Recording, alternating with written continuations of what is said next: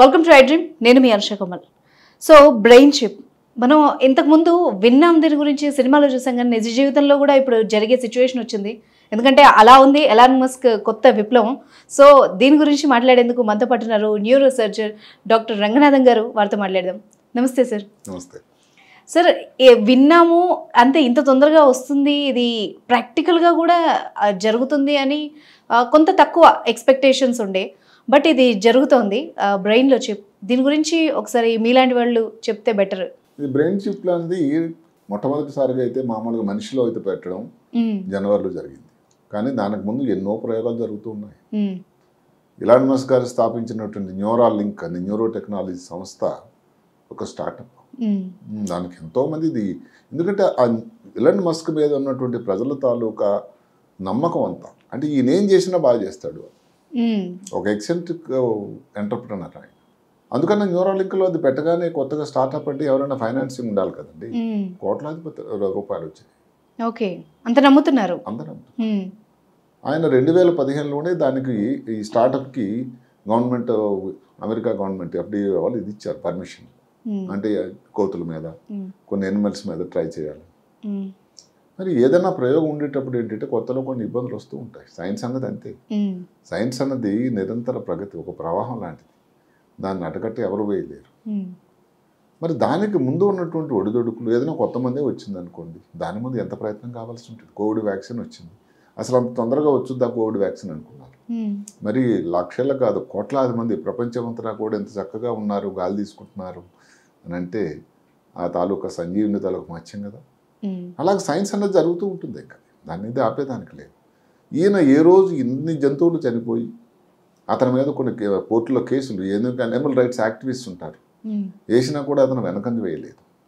తను ఏదైతే నమ్ముకున్న సిద్ధాంతాన్ని, ఏదో ఒక రోజు నాడు నేను మనిషి మెదడు లోపల చిప్పు పెడతాను, చేతులు కాలు పనిచేయాలి వ్యక్తుల్లో, మెదడు లోపల వచ్చినటువంటి ఆలోచనని, సంకేతాలని పనులుగా తీర్చిదిద్దేటువంటి ఒక ఆలోచన వచ్చింది.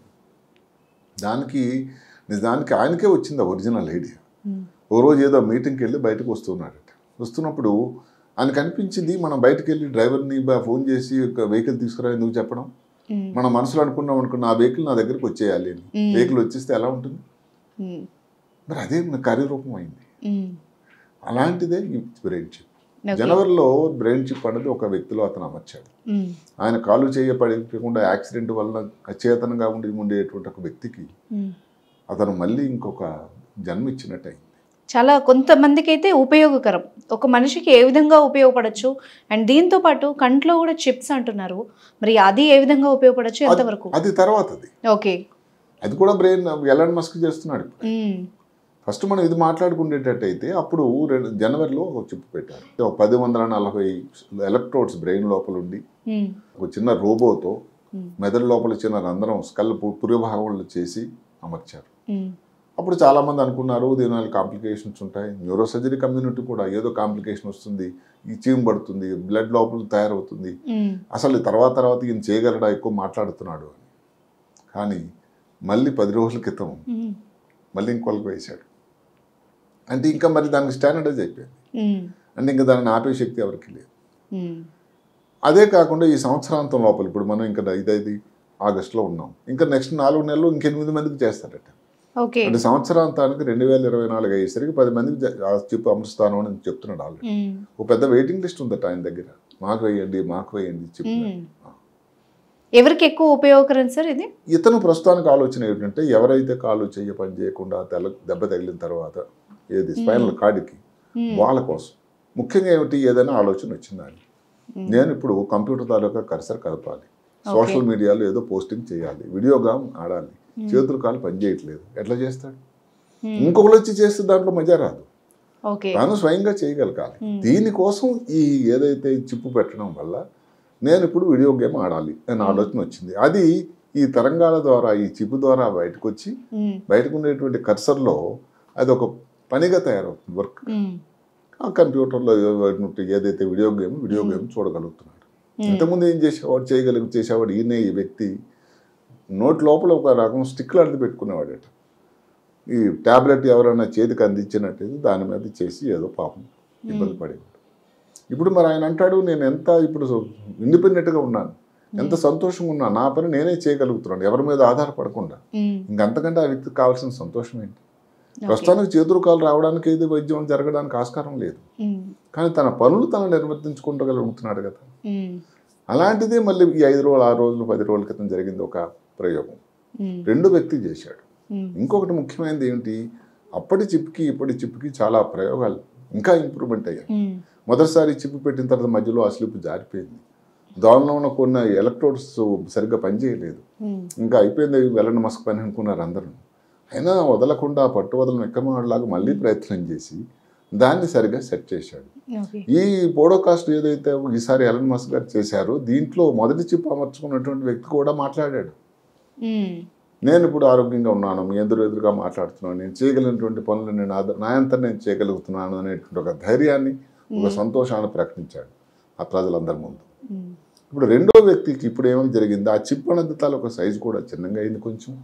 దానిలో ఉండేటువంటి ఎలక్ట్రోడ్స్ ఏదైతే మొదట ఎలక్ట్రోడ్స్ ఏవైతే ఉన్నాయో మెదడు లోపలికి పెట్టేటువంటి చిన్న దారపోగులు లాంటివి 1040 ఉండేవి ఇంతకుముందు, ఇప్పుడు 400కు తగ్గించాడు. అంటే ఏమిటి గ్రహించాడు ఆయన, మొదటి చిప్పులు ఏదైతే 1040 అనుకోండి, అవి 1/4 అంటే 400తోనూ కూడా నడిపించవచ్చు పని అని ఆయన గ్రహించాడు. ఇప్పుడు అందుకే 400 ఎలక్ట్రోడ్సే ఉన్నాయి. అంటే దానిలో నిష్పత్తి ప్రకారం ఇబ్బంది రావడానికి తక్కువ కదా ఆస్కారం.